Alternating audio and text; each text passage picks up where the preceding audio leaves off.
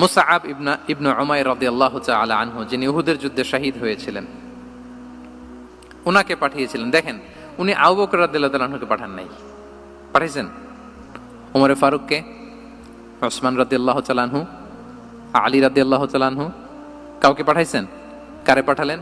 মুসআবকে। এর কারণ হচ্ছে উনি দেখতে খুব স্মার্ট ছিলেন, খুব ড্যাশিং ফেসের অধিকারী ছিলেন, মক্কার এলিট ফ্যামিলির একজন যুবক ছিলেন, এবং উনি সবচাইতে দামি দামি পারফিউম কালেক্ট করে ওইটা দিতেন। উনি মক্কার কোনো রাস্তা দিয়ে হেঁটে গেলে লোকজন বুঝতো এই রাস্তা দিয়ে কিছুক্ষণ আগে হেঁটে গিয়েছে মুসআব ইবনে উমাইর। সুবহানাল্লাহ।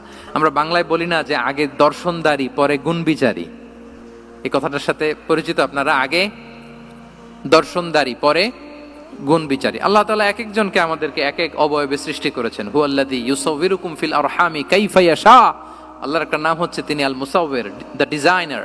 মায়ের গর্ভে থাকতেই আমাদের কার চেহারা, কার কণ্ঠস্বর, কার স্কিন কালার, কে কিরকম হব সব ফিক্স তিনি ঠিক করে দিয়েছেন। এটা আল্লাহর দেয়া। কিন্তু রাসূল সাল্লাল্লাহু আলাইহি ওয়াসাল্লামের উইজডমের ব্যাপার হচ্ছে তিনি আবু বকর রাদিয়াল্লাহু তাআলা আনহু, ওমর রাদিয়াল্লাহু তাআলা আনহু, ওসমান আলী, কাউকে চুজ না করে কাকে পাঠালেন? মুসআব ইবনে উমাইরকে। যে তাকে দেখলেই সবাই আগে পাগল হয়ে যায়, মানে ইমপ্রেস হয়ে যায়। হ্যাঁ, ফার্স্ট ইমপ্রেশনটা তার খুব ভালো, খুব ভালো। উনি মুসআব ইবনে উমাইরকে পাঠালেন, এবং যেই প্ল্যান সেই কাজ। উনি যে পুরো মদিনা কাঁপায় ফেলছেন, মাশাআল্লাহ। মদিনার ঘরে ঘরে উনি ইসলামের বার্তা পৌঁছে দিয়েছেন, এবং স্বয়ং রাসূলুল্লাহ সাল্লাল্লাহু আলাইহি ওয়াসাল্লামের আগে তিনি মদিনাতে জুমার নামাজ পড়েছিলেন। কারণ জুমার বিধান আসছে, কিন্তু মক্কা এমন একটা ল্যান্ড যেখানে এখনো জুমা পড়া আবশ্যক হয় নাই, চারদিকে কুফর বেষ্টিত। তো রাসূল সাল্লাল্লাহু আলাইহি ওয়াসাল্লাম লোক পাঠিয়েছেন যে জুমার বিধান এসছে, মুসাব তুমি কিন্তু মদিনায় যারা আছে তাদেরকে নিয়ে জুমা পড়ে ফেলো। তো মুসাব রাদিয়াল্লাহু তাআলা আনহু স্বয়ং রাসূলুল্লাহ সাল্লাল্লাহু আলাইহি ওয়াসাল্লামের আগে রাসূল সাল্লাল্লাহু আলাইহি ওয়াসাল্লামের পারমিশন নিয়ে মদিনাতে জুমা কায়েম করে ফেলছে। সুবহানাল্লাহি ওয়া বিহামদিহি।